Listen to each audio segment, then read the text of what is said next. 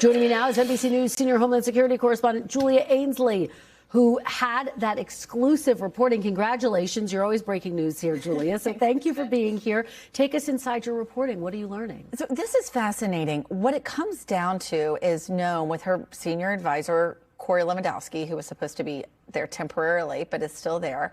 They have been running a lot of the show inside DHS, which includes approving contracts.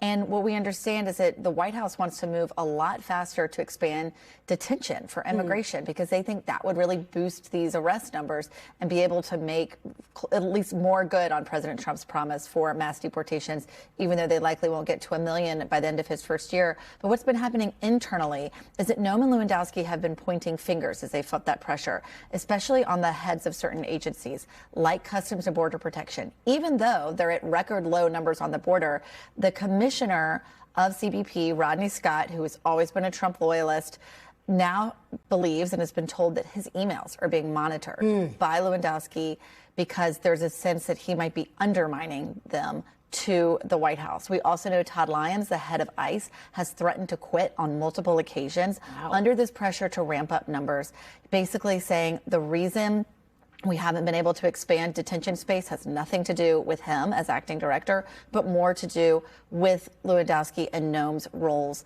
really having this outsized influence over the contracting process. So it sounds like a lot of finger pointing, gossip, drama within DHS. But what it comes down to is an administration really at odds with itself over whether or not it can come through on President Trump's key campaign promise and the leadership style of Noem and whether or not the White House continues to keep faith in her as the leader of DHS. It's just fascinating reporting. And just very quickly, you have new reporting as well on Kilmar Abrego Garcia's case. What can you tell us there? What's the status, Julia? That's right. So exactly 24 hours ago, Kilmar Abrego Garcia walked out of ICE detention in Pennsylvania. He was picked up. He has conditions for his release. He has to stay with his brother, not with his family. He has to apply for jobs. He has to try to work, very specific conditions.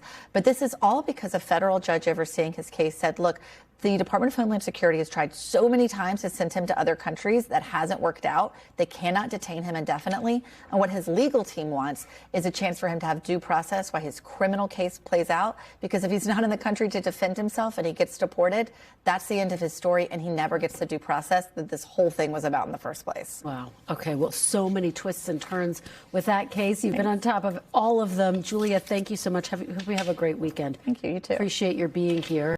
We thank you for watching, and remember, stay updated on breaking news and top stories on the NBC News app or watch live on our YouTube channel.